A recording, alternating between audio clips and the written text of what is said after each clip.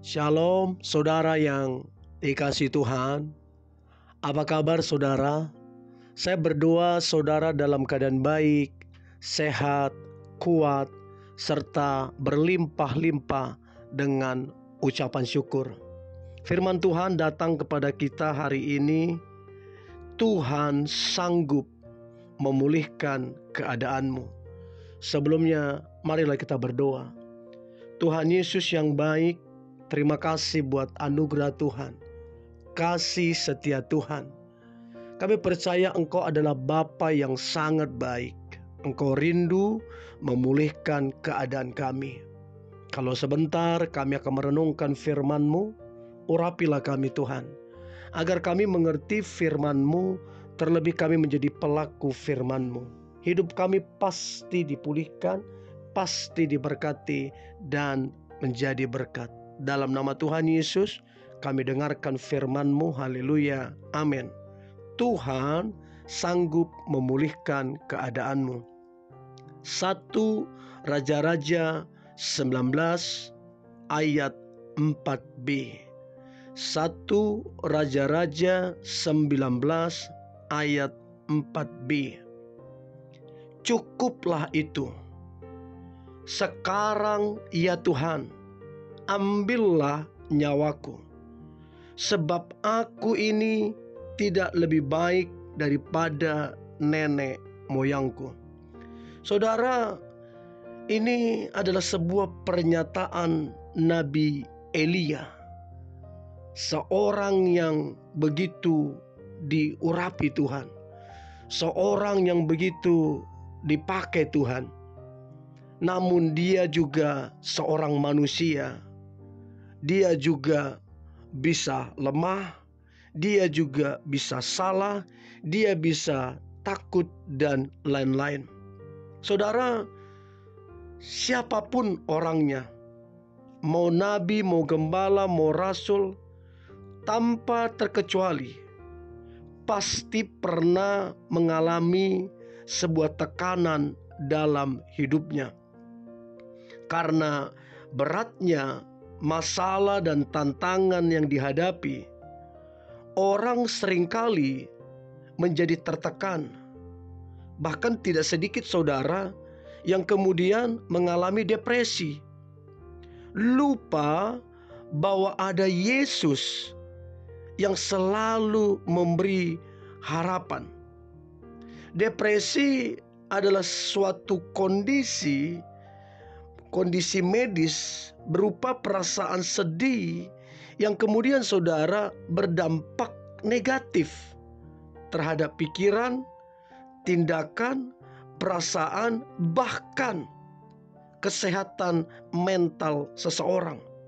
Ini yang kemudian dialami oleh Nabi Elia, seorang yang diurapi Tuhan, seorang yang dipakai Tuhan, tetapi dia mengalami hal demikian.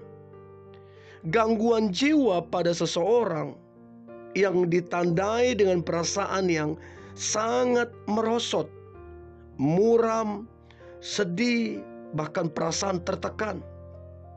Saudara yang dikasihi Tuhan, orang-orang yang mengalami depresi cenderung berpikir bahwa dirinya tidak lagi berguna, bahwa dirinya tidak lagi berharga, merasa gagal, dan tidak ada lagi harapan untuk kemudian dia bisa bangkit kembali. Jadi sangatlah mengerikan orang yang kemudian stres, depresi, apalagi sampai hilang pengharapan.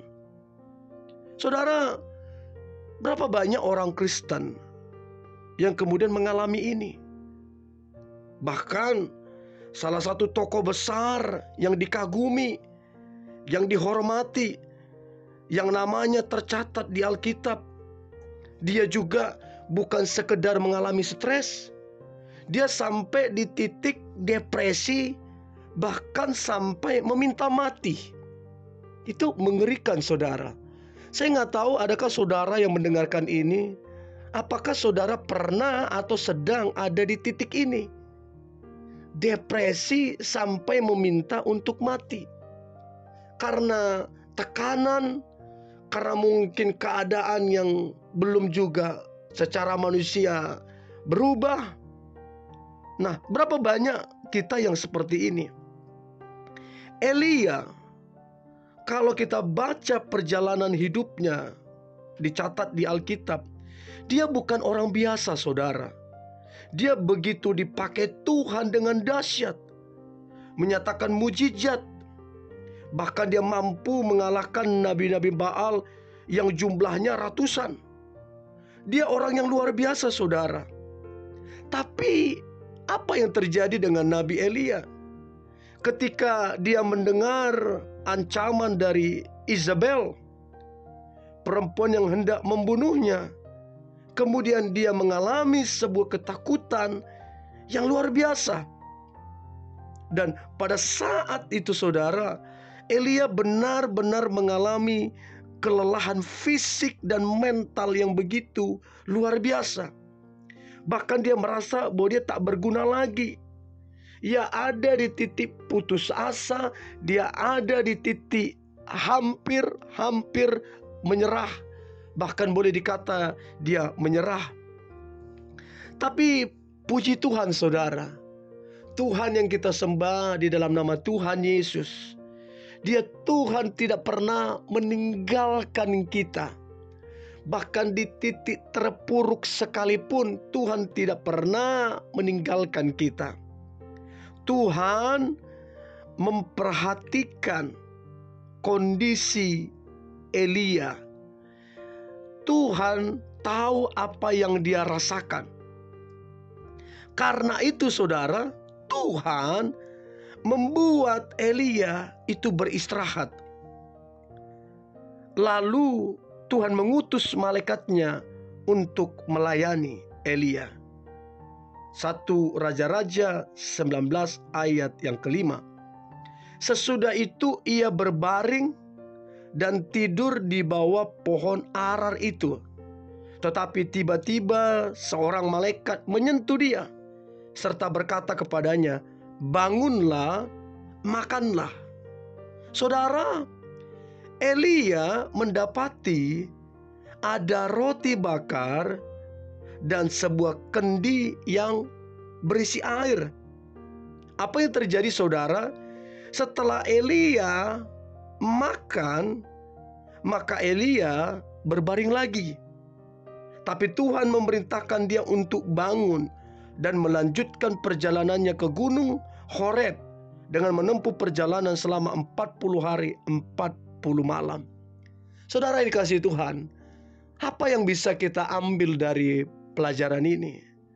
Di dalam Tuhan, saudara, selalu ada kekuatan dan harapan baru. Karena itu, janganlah putus asa. Saudara, Elia di tengah-tengah ketakutannya, Tuhan memperhatikan dia, lalu Tuhan membuat dia beristirahat. Dan waktu dia beristirahat, ada kekuatan baru. Tuhan memperbarui kekuatannya. Dan Elia melanjutkan perjalanan-perjalanan yang luar biasa bersama dengan Tuhan.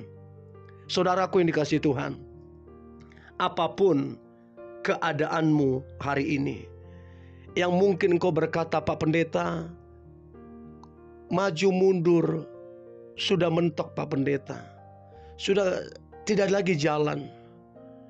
Saudaraku yang dikasihi Tuhan, ingatlah, laut Tiberau itu dibelah oleh Tuhan supaya bangsa Israel bisa lewat dari situ. Terlalu mudah untuk Tuhan memulihkan keadaan kita. Bisakah saudara memandang kepada Tuhan? Lihatlah tangannya, lihatlah hatinya, lihatlah kerinduannya. Tangannya penuh kuasa, hatinya rindu memulihkan saudara. Dan aku percaya tangan Tuhan yang penuh kuasa, yang membelah laut Tiberau, yang menolong Elia, maka tangan yang sama akan menolong saudara, memulihkan keadaan saudara. Aku percaya tahun ini adalah tahun yang baik untuk saudara. Mari kita berdoa.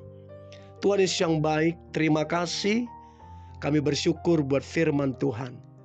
Kami klaim, kami aminkan Kalau Elia dipulihkan Tuhan, maka kami juga dipulihkan Tuhan. Aku berdoa sebagai hamba Tuhan, biar setiap orang yang mendengarkan ini, umatmu yang mendengarkan ini, keadaan mereka dipulihkan Tuhan. Tahun ini adalah tahun yang baik. Tahun ini adalah tahun yang penuh dengan mujizat. Kami mengucap syukur di dalam nama Tuhan Yesus. Haleluya. Amin.